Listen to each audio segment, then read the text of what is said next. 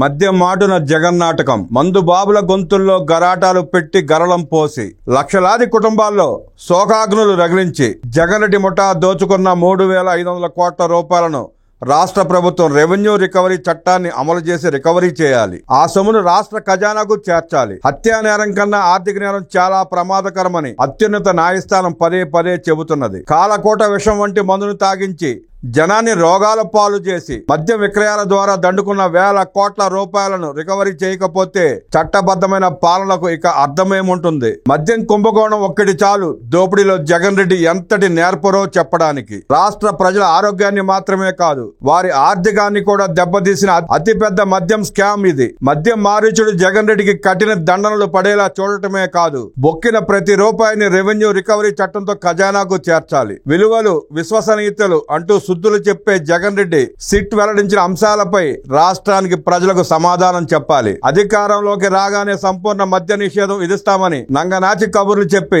ఆ వాగ్దానాలు అన్నిటికీ మంగళం పాడి దేశంలో మరెక్కడా కనీ విని ఎరగని స్థాయిలో మద్యం కుంభకోణానికి జగన్ రెడ్డి పాల్పడ్డాడు. ప్రభుత్వ మద్యం షాపుల్లో నగదు లావాదేవీలకు మాత్రమే అనుమతించి స్వాహా పర్వానికి పాల్పడ్డాడు. మోసకారి మాటలతో మద్యం మహమ్మారిని రాష్ట్రం మీదకు వదిలి జనం సొమ్మును ఆయురారోగ్యాలను దోచాడు.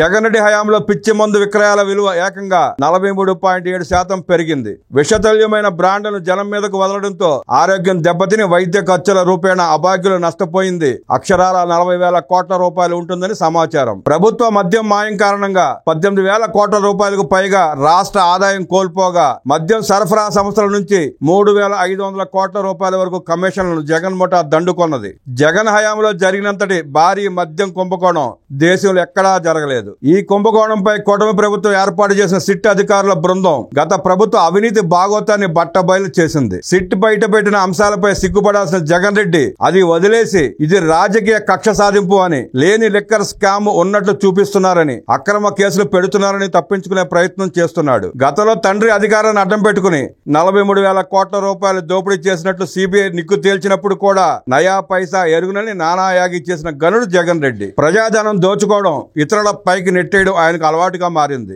మాజీ సీఎం జగన్ రెడ్డి పాత్ర నేరుగా ఎక్కడా కనిపించకపోయినా ఆదేశాలు మాత్రం తాడేపల్లి ప్యాలెస్ నుంచే వచ్చాయని, డిస్టిలరీస్ నుంచి లభించిన ముడుపులు మూల విరాట్ కే చేరాయని సిట్ నిర్ధారించింది. జగన్ జమానాలో జరిగిన మద్యం కుంభకోణంలో కర్త కర్మ క్రియ కీలక నిందితుడు జగన్ రెడ్డికి నమ్మిన బంటుగా ఉన్న ఎంపీ మిథున్ రెడ్డి అని ఎంతో మంది మహిళల తాళిబొట్లు తెంచి 3,500 కోట్ల రూపాయల వరకు ముడుపులు మేసి అందులో పెద్ద మొత్తం సొమ్మును మూల విరాట్ కి చేర్చింది మిథున్ రెడ్డి అని సిట్ తేల్చింది. ఏ కంపెనీ ఎంతెంత కమిషన్ ఇచ్చింది, ఎవరికి ఎక్కడ చెల్లించింది, ముడుపులు ఏ రూపాల్లో అందించింది కూడా కోర్టుకు సమర్పించిన ఛార్జ్ షీట్ లో తెలియజేసింది. డిస్టిలరీలను భయపెట్టి ముడుపులను మొదట 12% నుంచి తర్వాత 20% పెంచేశారని, డిస్టిలరీల నుంచి సరఫరాదారుల నుంచి వచ్చే ముడుపులను జగన్ కు ముట్టజెప్పారని సిట్ స్పష్టం చేసింది. నెలకు 50 నుండి 60 కోట్ల రూపాయల చొప్పున ఆయనకు అందాయని, మొత్తం 3,500 కోట్ల రూపాయల ముడుపుల రూపంలో వసూలు చేశారని, అందుకు పగడ్బందీ ప్రణాళికలు వేశారని, డబ్బులు ఎక్కడెక్కడికి వెళ్లాయో దర్యాప్తు సంస్థలకు అంతు చిక్కకుండా వివిధ మార్గాల్లో మళ్లించారని సిట్ విచారణలో వెల్లడైంది. మద్యం కుంభకోణం ఒక్కటి చాలు దోపిడీలో జగన్ రెడ్డి ఎంతటి నేర్పరో చెప్పడానికి. ప్రముఖ బ్రాండ్లను రాష్ట్రం నుంచి తరిమేసి జగన్ ముఠా డిస్టిలరీల నుంచి అడ్డమైన బ్రాండ్ల మద్యాన్ని కొనిపించి అభాగ్యుల జీవితాలతో మృత్యు క్రీడలాడింది జగన్ ప్రభుత్వం. వేల కోట్ల రూపాయల ప్రజాధనాన్ని దోచుకుని వైసీపీ నాయకుల ఎన్నికల ఖర్చుకు 250 నుంచి 300 కోట్ల రూపాయలు పంపిణీ చేశారని, అక్రమంగా వచ్చిన 100 కోట్ల రూపాయల మొత్తాన్ని ఇతర రాష్ట్రాలకు హవాలా ద్వారా తరలించారని సిట్ విచారణలో వెల్లడైంది. అధికారంలో ఉండి ఇంత నీచానికి పాల్పడతారా? ఈ స్థాయిలో వ్యవస్థీకృత నేరం చేయడానికి సిగ్గు అనిపించడం లేదా? మద్యం మారీచుడు జగన్ రెడ్డికి కఠిన దండనలు పడేలా చూడటమే కాదు, బొక్కిన ప్రతి రూపాయిని రెవెన్యూ రికవరీ చట్టంతో ఖజానాకు చేర్చాలి. ఆ సొమ్మును గరళ మద్యానికి బలైన కుటుంబాల సంక్షేమానికి వినియోగించి బాధితులకు న్యాయం చేయాల్సిన బాధ్యత కూటమి ప్రభుత్వంపై ఉన్నది. రాష్ట్రానికి, ప్రజలకు భారీ ఆదాయ నష్టం చేసిన తీవ్రమైన నేరస్తులు జైలు గదులలో ప్రత్యేక సదుపాయాల కోసం ఇచ్చే పిటిషన్లను స్వీకరించే ముందు కోర్టులు 1-2 సార్లు ఆలోచించాలి. అవినీతి పరులైన నేరస్తులకు వారి మోసాల కారణంగా ప్రత్యేక సెల్ ఉండకూడదు. కోర్టు ముందు హాజరైన ప్రతి ఒక్కరికి సెక్షన్ కింద రిమాండ్ ఒకేలా ఉంటుంది. స్కామ్లలో పాల్గొన్న వ్యక్తులకు ప్రత్యేక ట్రీట్మెంట్ ఇవ్వడానికి వారు దేశ భక్తులు కాదు, ప్రజాధనం దోపిడీ చేసిన వారు. వారికి రాజ్య మర్యాదలు అవసరం లేదు.